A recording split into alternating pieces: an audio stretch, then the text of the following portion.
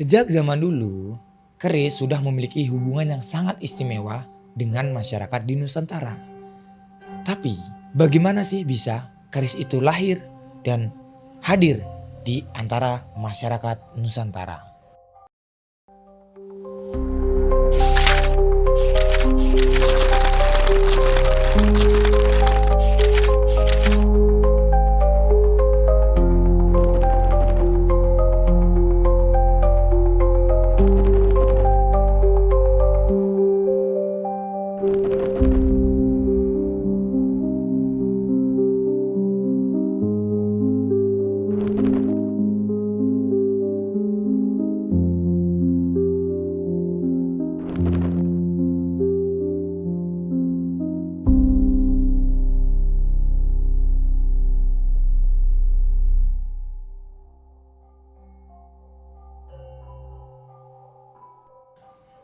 Ada banyak sekali kisah yang beredar di antara kita semuanya.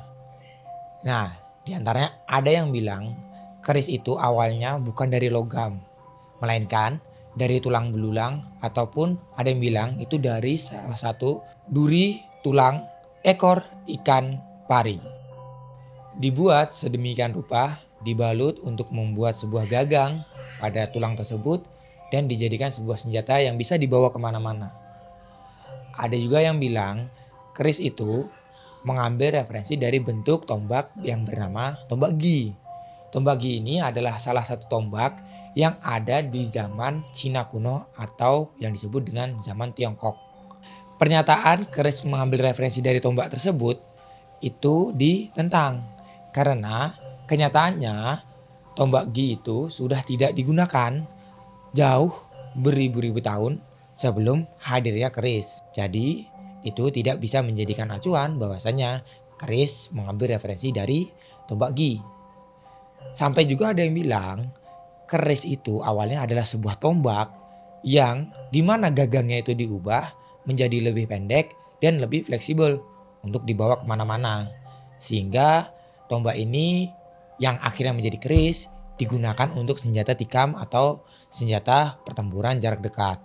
Seperti itu. Dari beberapa argumen itu, semua argumennya tidak bisa menjadikan acuan asal-usul keris.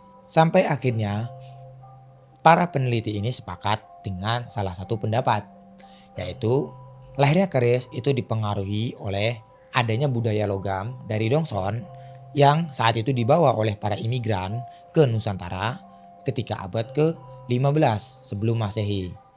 Nah, dari sini mulailah masyarakat itu mengenal bentuk-bentuk lain dari hasil karya tempa logam. Walaupun di awal-awal masa logam atau zaman logam, keris tidak langsung hadir. Karena di awal zaman logam, masyarakatnya lebih mengutamakan pembuatan peralatan-peralatan praktis seperti cangkul, kapak, palu, atau alat-alat keseharian lainnya. Seiring berjalannya waktu, masyarakat mulai menggunakan logam sebagai alat-alat spiritual atau alat-alat simbolik dalam upacara-upacara. Nah, disinilah hadir keris yang tidak hanya untuk sebagai senjata, tapi juga sebagai simbol status, sebagai simbol upacara, atau sebagai alat spiritual. Budaya ini akhirnya hingga kini masih digunakan. Dari situlah awal mula adanya keris.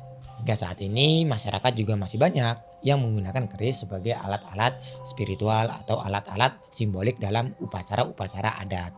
Ya, mungkin itulah kurang lebihnya bagaimana keris bisa hadir di antara masyarakat Nusantara. Mungkin ini yang bisa saya sampaikan untuk episode kali ini.